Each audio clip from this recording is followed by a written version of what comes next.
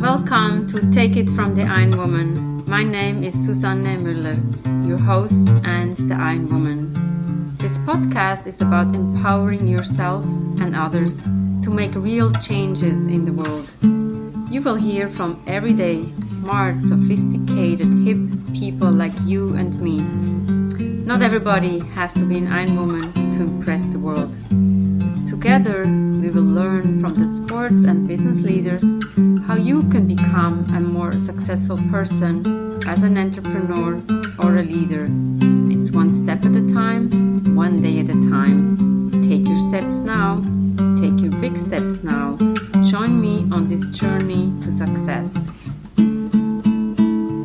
Take It from the Iron Woman only has special guests. We've spoken to Jennifer before. She is the coffee expert. She has a podcast, a very interesting person, a nice treat.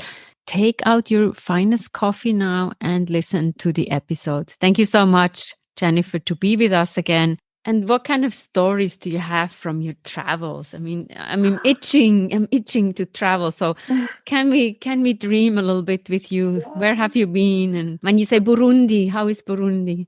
Burundi. Of course, the people are just phenomenal and very poor.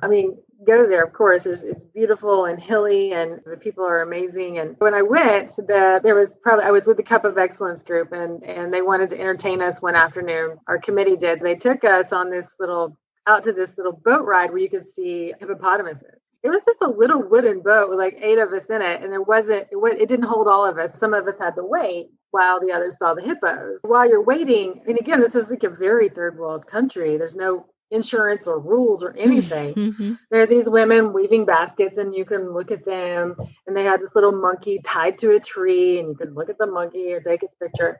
So I was taking a picture of the beautiful basket weaving women, and this monkey comes up to me. I got too close and bit my leg.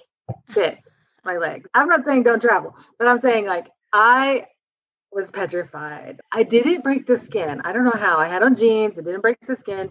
And all night I just laid in bed, waiting to get rabies and die because I didn't go to the hospital. And I just knew my mom would be so mad if I died in Burundi going to a coffee trip.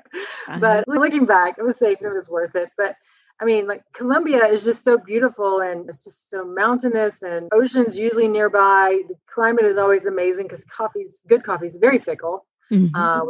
With altitude and temperature. So, it's so pretty. The red cherries, it flowers once a year, and it just looks like snow across the valleys. It's a great industry. Fantastic. And what do you do now in the pandemic? So launched this e-commerce brand. After 3 years, I went live with my podcast, which is really fun. And then I do some consulting, and then I have a nice job selling really high-end coffee equipment that brews every cup fresh. And so, I'm learning about e-commerce marketing on every level. I think everybody is. So we have to disrupt, right? With the pandemic, nobody knows how long that will go. And I also feel like it's one thing to travel, but is it safe to go to another country? That might be another few more steps until we can travel into countries like Burundi or Colombia, or I don't know. Yeah, so we have to change at the spur of the moment and adapt to the new reality. Yeah, I feel like coffee is so much about the journey from where it's grown to our cup.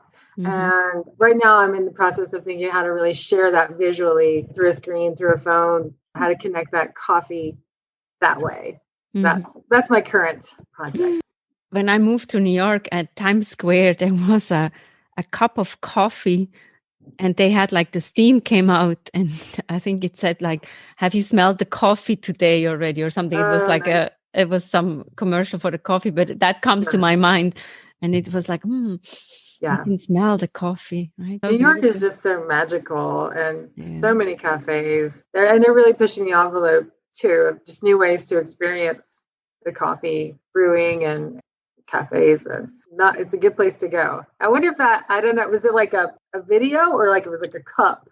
It was a billboard. I don't know chock full of nuts probably or something. I think that's what it was, yes. But it was kind of like fun to see the cup, and then the smoke came out, and it was like, oh, we always would go there and look at the cup. Yeah, there's so many coffee places, and obviously it's a fun thing to do, and meeting others and have a cup of coffee and exchange stories, right? And I think of coffee, it's about stories that you can tell.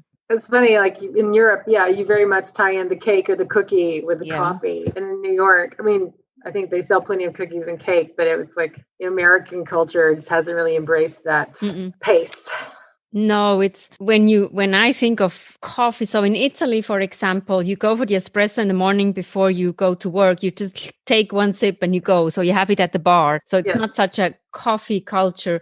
But then when I've been to Austria and Vienna, for example, there you have those old coffee places and beautiful. You feel like in a living room, and there you sit for hours and hours and you have your cakes. I think it depends a little bit on the culture where you're going as well. Yeah. But unfortunately, these days, everything is to go, or before the pandemic, everything is to go. Well, sad, right? So it's not that we don't take the time, but I think in my opinion, it comes back when I see that at those different coffee places, people want to make sure it's a special coffee. Yeah. And tell us a little bit about your podcast. I feel like this is so exciting. Yes, the Coffee Explorer. And it's named sort of after the idea that, it is a journey to find the coffees and peek behind the curtain at coffee world. It's for coffee drinkers or, consumers. It's not for the industry. There's a lot of coffee podcasts for coffee nerds like me, but this is for anybody who casually drinks coffee or finds wine or, other culinary things interesting. So it ranges from talking about how a coffee tastes, how to taste a coffee, to some interviews with, people of interest. It's not like they have to be in the coffee world, but recently interviewed a local actress and TV host, some people in the industry. And then we're doing a nutrition episode coming up. There's so many like coffee facts, like cure Parkinson's or Alzheimer's and diabetes and blood pressure. So I'm not trying to be the Mayo Clinic, but I want to just explore those topics for people if we're interested. I think so. And I think people are more curious and want to be knowledgeable about, is it good to drink coffee? How many cups is good? Is decaffeinated better than regular coffee? Or you're rolling your eyes. What is about decaffeinated coffee? I don't do that. No, it's a very small part of the market that drinks decaf. And unfortunately, the lower quality beans usually get sent off to be decaffeinated. It's like a regular bean and you basically soak the caffeine out in many chemical processes. They can be water-based or chemical-based, but it's a little bit sad of what happens to decaf before it gets to the cup. But it doesn't have to. There's always new ways. They're creating varieties that are naturally decaffeinated or lower caf. In the US, it has to be 99% decaf to be called decaf. And for so many people, it's necessary. They just can't have caffeine. For health reasons, right? Or And what is your favorite coffee place that you have visited? Panama is gilded in terms of like the coffee culture. The farmers there really understand their product, and they just do wild things to make so you have a coffee cherry, it looks like a cranberry, and when you soak off the cherry part, you got the hard seed or the coffee bean in the middle. So there's some really crazy stuff you can do to take off the cherry that gives more flavor to the bean. It's basically fermentation, which is kind of disturbing, like wine. Again, I'll use that analogy, but it can make just some really fun coffee. And if you're Epicurean.